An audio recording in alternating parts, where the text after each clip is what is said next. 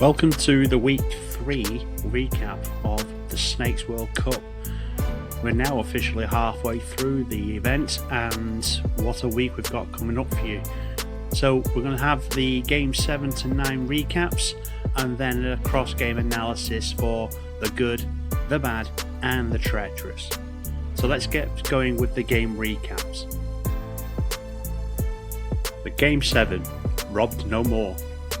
Game 7 unfolded as a tense, twisting story of suspicion, misreads, and a slow tightening of the Snake's grip. It opened with Mick accusing Sir Legend of faking the kitchen task, but Sir Legend defended himself, explaining that he was the third out of 5 to complete it. With no solid evidence to work from, the group took a blind swing and banished Darcy, only for the Knight to claim Mick, ending his game just as abruptly as it started. From Barbatos' perspective, the early rounds were shaped by shifting trust and second-guessing. In round 1, Barbatos suspected Sir Legend of stalling in music and voiced this at the round table, but later dropped the accusation after realising it just didn't add up. That moment, however, made Sir Legend wary of Barbatos, planting seeds of mutual suspicion. In round 2, when several players agreed to trust Ian Zeffie with the scan, Barbatos questioned why Ian was being accepted so easily. Her scepticism was misread as aggression, and she was accused of trying to push attention towards Sir Legend, ultimately leading to her banishment as a guest. Meanwhile, Ian Zeffie played the snake role with precision and restraint. He began cautiously, blending in while observing the field. The first night brought the snakes together, and the plan to eliminate a stray was set in motion. By day 2, Ian had gained the trust of the others and saw an opportunity to use Sir Legend as a strategic gambit, the now famous Legend Gambit. Saving Legend publicly, then removing him privately, would hard clear Ian in the eyes of the guests. The gamble paid off, and on night 2, Ian and the Snakes executed the betrayal, securing their position and removing the one player who had definitely been cleared. Another guest was removed, giving the Snakes the majority they needed. With their numbers collapsing and no confirmed snake identified, the guests were outmaneuvered. The Snakes held the majority and closed out the game cleanly. Ian Zeffie, Kitty and Hammy emerged as the winning Snakes, sealing a decisive and well-played victory. Game 8, the second read. Game 8 begins with the guests winning the scan, revealing possible snakes among Becca, Claire and Mr. Hyde. The group votes randomly, ending in a tie between Becca and Mr. Hyde, and the majority sends Mr. Hyde out, revealed to be a guest. That night, Keizo is murdered, setting the tone for a tense game. In the next round, friction builds between Darcy and Claire during the spar press. Claire eventually spam presses and is voted out, confirming her as a snake. The following night, Darling Star is silenced and killed. The next meeting sees Sir Legend voted out, another guest, leaving the group shaken.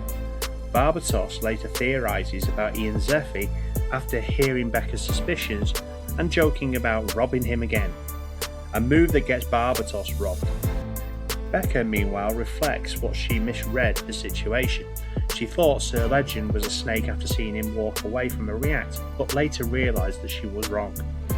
In the endgame, Becca switches her vote from Ian Zeffie to Barbatos, before finally choosing between Ian Zeffie and Darcy.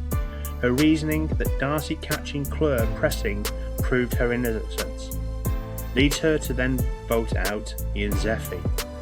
Ian Zeffie revealed as the final snake ends the hunt. With both snakes eliminated and only Becca and Darcy still alive, they win Game 8 together, closing it out with a clean, decisive guest victory. Game 9, Left to Fate. Game 9 opens with the guests completing their task quickly and earning an early scan in the library, and the scan reveals that one of Darling Star's staple or Bubbijong is a snake. After discussion, the lobby votes out Bubbijong, who is actually revealed to be a snake, giving the guests a strong start. During the next breakfast meeting, Edward disconnects mid-conversation, adding a bit of chaos to the atmosphere. In round 2, the guests again complete their tasks and earn a scan, this time in the office, and it revealed that at least one is a snake, and the suspects are Darling Star, Barbatos, Hammy and Ireland.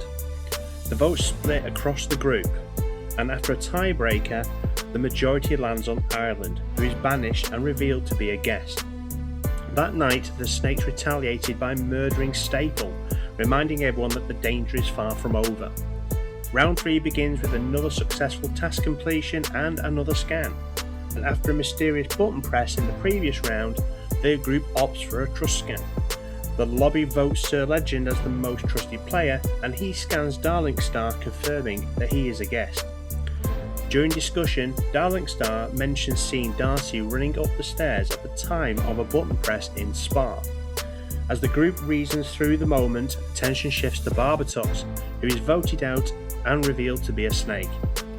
The following night, Darling Star is murdered, removing one of the more vocal players from the game. In day 4, the guests rally again, completing their task flawlessly and earning one final scan. Home Chili Dog is voted as the most trusted this time and scans Hammy, confirming that Hammy is a guest.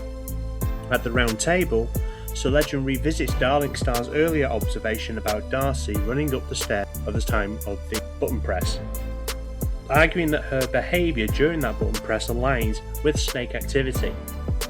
The lobby responds decisively. All players except for Darcy and Home Chili Dog vote for Darcy. The scan confirms it, and Darcy was indeed a snake. With another snake exposed, the game enters its closing phase. Sir Legend, though, feels a little uneasy, as Home Chili Dog had said earlier that she would scan him, but then chose not to. To him, that inconsistency doesn't make sense if she had any suspicion that he was a snake. When the endgame vote arrives, the lobby splits evenly between Sir Legend and Home Chili Dog. Unable to reach a decision, the players leave it to fate, and fate chose Sir Legend, who is banished and revealed to be a guest. After this, the remaining players opted to end the game and close out with another solid guest victory. And now it's time for the analysis, where we talk about the good, the bad, and the treacherous. And we will start off with the good, the quiet snake. Before the gambit even came into play, Ian Zeffy's biggest asset was his patience, staying quiet early, blending into the field and letting the group hand him trust rather than chasing it. That groundwork is what made the gambit possible in the first place. Nobody suspected the setup because nobody had a reason to be watching him yet. Catch of the day. Darcy, who actually spots Claire spam pressing the button during Game 8, the detail that actually gets Claire voted out, and, more importantly, is the same detail that Becca later uses to clear Darcy's own name in the endgame. One sharp observation and it ends up deciding the game 2 rounds later. Darling the Star. In Game 9, the observation about Darcy running upstairs during the button press that happened in Spa comes from Darling Star. It was logged almost in passing during round 3, and it sits unused for a full round before Sir Legend brings it back on day 4, and it's the thread that unravels the final snake. So that was the good, and now it's time for the bad. Voting blind. Blind voting costs the guests across all games. Game 7 opens with a swing on Darcy with no evidence either way, and it's a guest who falls. Game 8's very first vote ties 2 guests, Becca and Mr. Hyde, and unfortunately Mr. Hyde was the one that took the fall. In Game 9 sees the Ireland votes split across the group with no clear read behind it, and again a guest goes out. 3 different games, the same habit when the room doesn't have a real lead. Unfortunately, I have to vote for somebody, and it's the guest that keeps getting punished for it.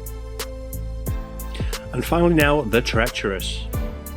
Round 1 left unpressed. The Snakes tend not to press during round 1 during this season, which forces the players into a blind vault if there is no evidence. Only a successful completion of tasks in round 1 gives the guests something to work with, but this doesn't happen often. It's seemingly a consistent strategy from the Snake teams. The Legend Gambit. Ian Zeffy saving Sir Legend publicly in the vote, then arranging his removal that same night, is the single best individual Snake player of the tournament so far.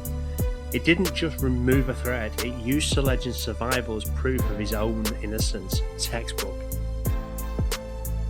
And now onto the leaderboard. So Becca had a really good week and she now takes the top spot for now, with Darcy in second and Barbatos moving down to third with 350 points. Mr. Hyde, also flying the British flag, in fourth place with Home Chili Dog having a good week.